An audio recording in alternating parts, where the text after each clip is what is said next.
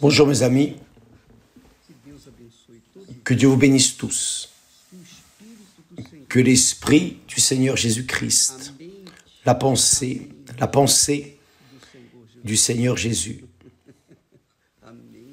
la pensée de Christ, la pensée divine, viennent occuper votre pensée pour que vous soyez une créature conduite par le Saint-Esprit, l'Esprit de Dieu. Nous sommes en train de parler au sujet, le thème de cette semaine a été la jalousie. Le problème de la jalousie est plus laid que ce qu'on peut imaginer. Parce que quand on parle de jalousie, on pense tout de suite qui est chrétien et n'a pas de jalousie et ne se préoccupe pas de cela, n'a pas idée de ce qui se passe dehors, de ceux qui n'ont rien à voir avec le Seigneur Jésus, qui n'ont pas la pensée de Christ, mais ont la pensée du diable. Parce qu'ils ont la pensée du diable, ils sont enveloppés avec ce genre de choses, jalousie, désir. Ils ont l'œil sur les choses des autres. Enfin, vous savez de quoi nous parlons. Mais quand on parle de la jalousie, faites attention. De la jalousie, nous avons vu la jalousie du prophète, pas seulement du prophète Asaph, mais aussi d'autres prophètes. Jérémie dit, Jérémie se plaint de Dieu. Pourquoi est-ce que les méchants prospèrent et vont bien? Même Jérémie a manifesté cette révolte, Job et d'autres. Mais lorsque nous parlons de jalousie, jamais, à aucun moment, nous n'allons penser que dans l'Église, il existe cet esprit, l'esprit de jalousie. Parmi les frères, existe la jalousie. Paul parle de cela. D'ailleurs, Jacques dit, si vous avez dans votre cœur, il parle aux frères, à l'Église, pas à des incrédules. Si vous avez dans votre cœur un zèle amer et un esprit de dispute, ne vous glorifiez pas et ne mentez pas contre la vérité. Cette sagesse n'est point celle qui vient d'en haut, mais elle est terrestre, charnelle, diabolique. Car là où il y a un zèle amer et un esprit de dispute, un esprit qui crée des problèmes, des disputes, il y a du désordre et toutes sortes de mauvaises actions. Nous voyons cela dans l'Église universelle, c'est cela même. Nous avons vu ce genre de sentiments, de disputes dans l'Église universelle, malheureusement.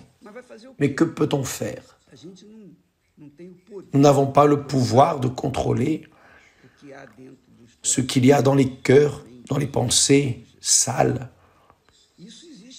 Cela existe même parmi les pasteurs. Vous avez entendu parler que beaucoup de pasteurs, d'évêques sont sortis de l'Église universelle et beaucoup encore vont sortir. Beaucoup sont déjà sortis, d'autres sont en train de sortir et d'autres encore vont sortir dans le futur. C'est toujours arrivé dans l'Église du Seigneur Jésus, bien plus dans l'Église universelle. Mais pourquoi est-ce que cela arrive? À cause de ces personnes. Quelqu'un m'a demandé, évêque, pourquoi est-ce qu'il y a tant de pasteurs qui sortent? Tant de pasteurs, d'évêques. Parce que ces personnes qui étaient avec nous, elle et nous pensions que nous tous, nous avions la pensée de Christ, que nous pensions de la même manière, que nous avions le même objectif, le même rêve, le rêve de Dieu qui est d'engendrer des enfants. C'est cela. Le rêve de Dieu, c'est d'engendrer des enfants à travers son Église, dont Jésus est la tête, l'Église est le corps. Donc, Dieu engendre des enfants dans l'Église, dans son Église, pour sa gloire. Pour sa gloire. Non pour la gloire humaine. Donc, quand le pasteur ou l'évêque ou l'épouse du pasteur, de l'évêque, ouvrier, ouvrière, manifeste la jalousie, manifeste de la jalousie, que se passe-t-il? Il commence à y avoir des confusions au milieu de l'Église. Donc, ces personnes qui sont en phase d'être engendrées, qui sont en train de se délivrer, qui sont sur le chemin du salut, de la nouvelle naissance, le baptême du Saint-Esprit, ces personnes qui n'ont pas la tête comme la tête des jaloux, ces personnes, les pauvres, restent confuses. Elles restent confuses. Comment j'attendais de la jalousie dans mon voisinage, dans ma famille, ma maison, mais ici, dans l'Église, un endroit saint, pur, il y a de la jalousie? Oui, il y en a. Il y en a pourquoi? Parce que la personne n'est pas née d'eau et du Saint-Esprit. La personne n'a pas l'Esprit de Christ. La personne n'a pas la pensée de Christ. Car quand on a la pensée de Christ, nous avons un seul objectif, un seul rêve. Nous avons un idéal. Et personne ne nous l'enlève, car notre idéal est dirigé par le Saint-Esprit.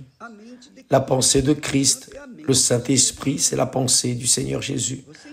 Vous comprenez ce que je dis?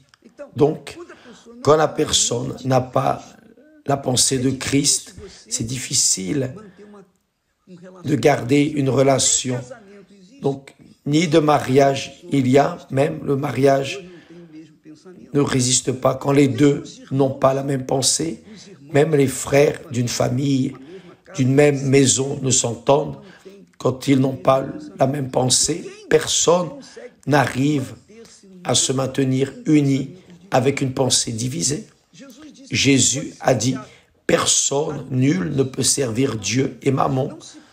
On ne peut pas servir Dieu et Mammon en même temps. Ou la personne sert Dieu, ou elle sert Mammon. On ne peut pas partager. Donc, ces éléments se mélangent dans l'Église. Évidemment, le diable, vous vous rappelez que nous disions hier, la stratégie du diable, je ne peux pas te toucher, mais personne ne m'empêche de balancer le hocher et montrer la luxure, la richesse de mes enfants qui vont bien ici dehors. Viens par là, dit le diable à ceux qui sont dans le royaume de Dieu. Viens par là, viens dans mon royaume. Dans mon royaume, tu peux voler, adultérer, tuer, tu peux faire tout ce que tu veux. Tu es libre de faire toutes sortes de saletés.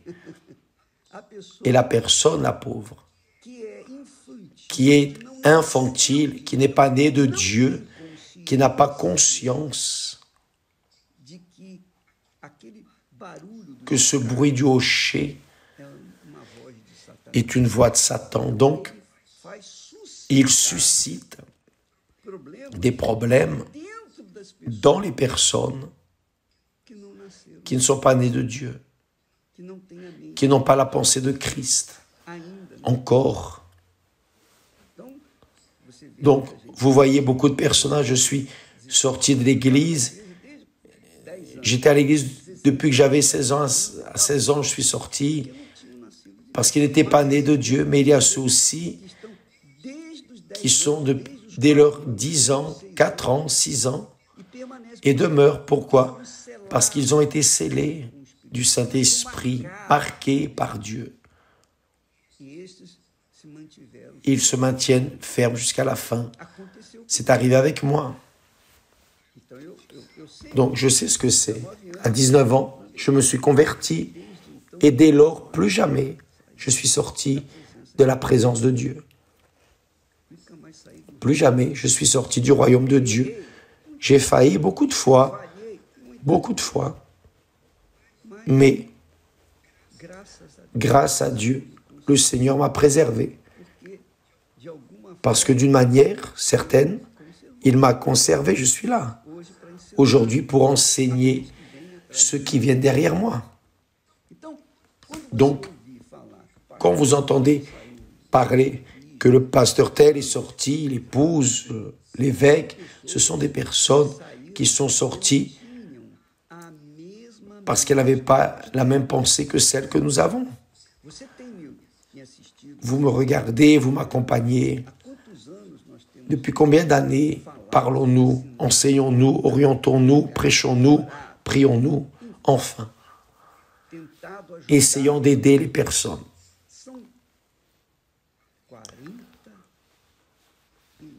C'est 49 ans par là. Il y a 49 ans que nous faisons la même chose, la prédication de l'Évangile. Il y a 59 ans que nous sommes nés de Dieu. Il y a 49 ans que nous donnons aux personnes ce que Dieu nous a donné. Donc, notre message a toujours été appuyé sur la parole de Dieu, parce que qui a la pensée de Christ suit la parole de Dieu. Qui a la pensée du diable suit la parole du monde. Donc, ces pasteurs, ces personnes évêques, qui sont sortis de notre milieu, sont sortis parce qu'ils n'ont jamais été, ils n'ont jamais appartenu au corps du Seigneur Jésus. Ils appartenaient à une église, une institution, mais non au corps du Seigneur Jésus.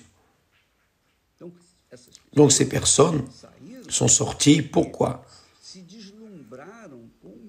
Parce qu'ils se sont fascinés avec le monde. Et ils veulent faire leur propre vie. Mais quand ils sont arrivés à l'église, demandez comment ils sont arrivés. Comment les personnes sont arrivées à l'église universelle du royaume de Dieu. Elles arrivent brisées, déchues, malades, condamnées, infirmes, droguées. Elles arrivent dans le malheur, complètement détruites. Personne ne vient à l'église universelle bien, je doute.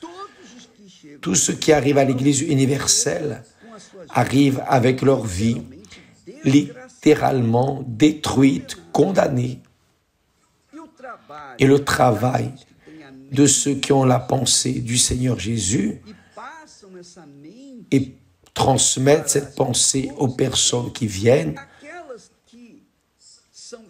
celles qui sont choisies par Dieu, celles qui ont été appelées et choisies par Dieu,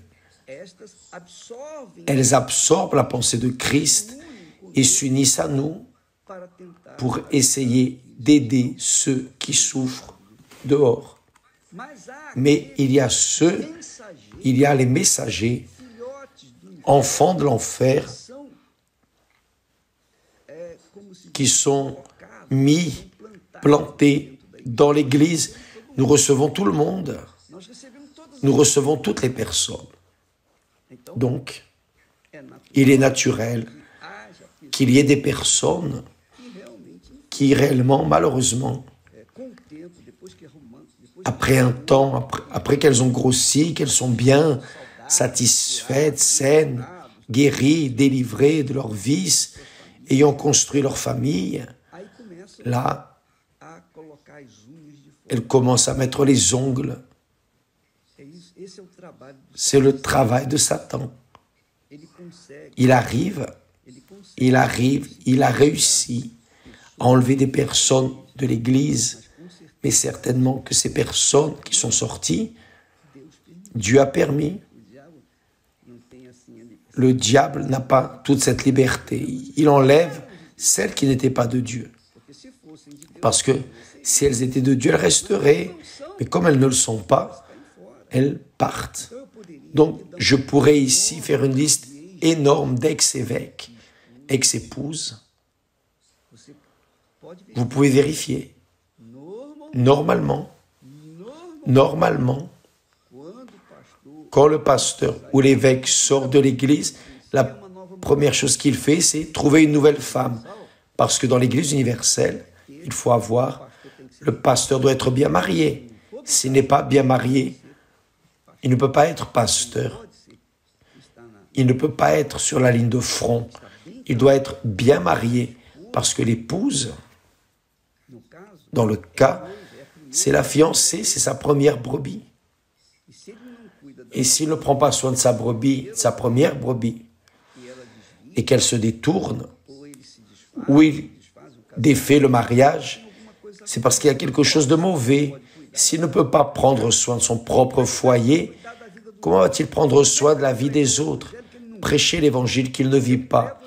Je prêche l'évangile que je vis. Je vous prêche ce que je vis. Donc j'ai l'autorité. J'ai l'autorité de parler au monde entier sur le mariage. D'ailleurs, pas seulement moi, mais tous ceux qui ont la pensée de Christ. Qui a la pensée de Christ, par exemple. Je me suis marié à Esther il y a 52 ans, presque 52 ans. Alors, pourquoi nous sommes-nous mariés? Parce qu'elle avait la pensée de Christ, j'avais la pensée de Christ. Donc, nous deux, nous avions la même pensée, le même objectif, rêve.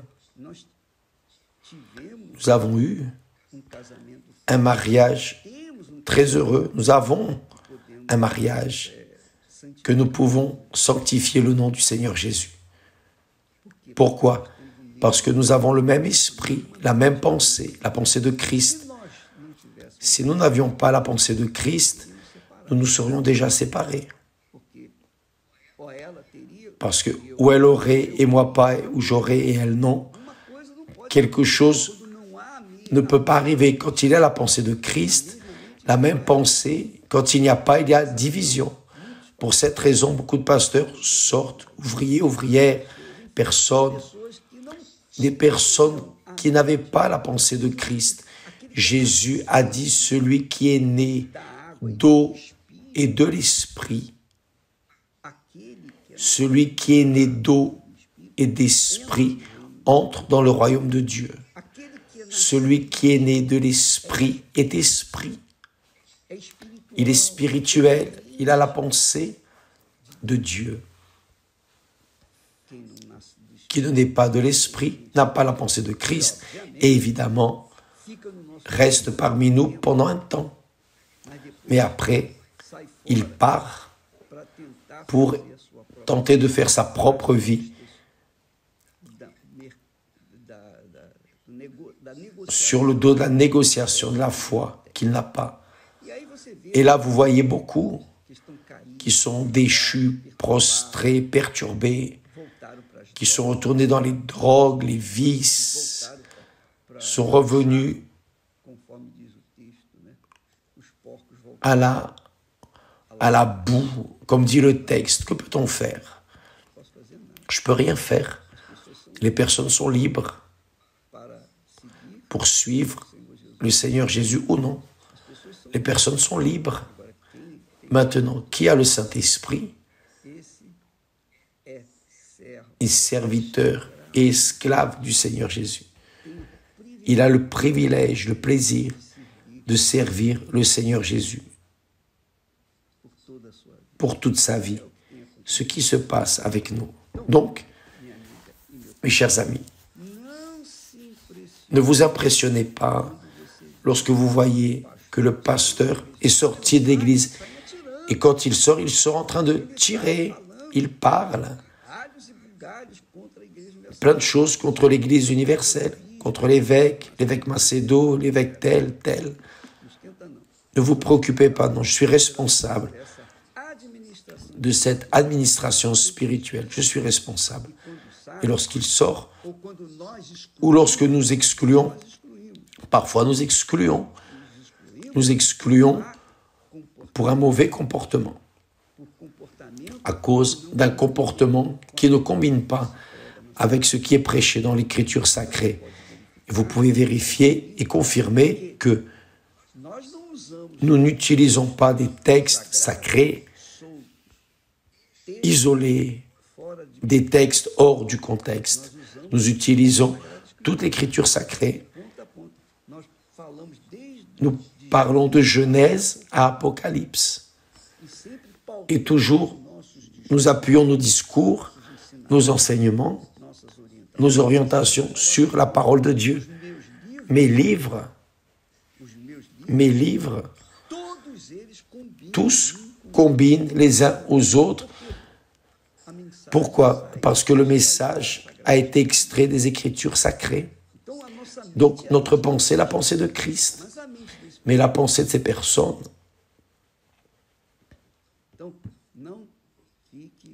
Ne soyez pas préoccupés avec eux, parce que ces mauvais éléments sont un bruit de plus du hochet du diable pour attirer les naïfs, pour attirer ceux qui ne pensent pas, juste sentent, ceux qui ont leur vie construite sur le sable. Et alors, quand vient le problème, il y a une grande destruction. Avez-vous compris, mes chers amis? Donc, la jalousie, parfois le pasteur sort par jalousie contre l'autre, parce qu'ils grandissent, ils restent derrière. Mais pourquoi les autres grandissent et ils restent derrière? Parce qu'il n'a pas la pensée de Christ. Il n'est pas esprit, ils ne sont pas nés de l'esprit.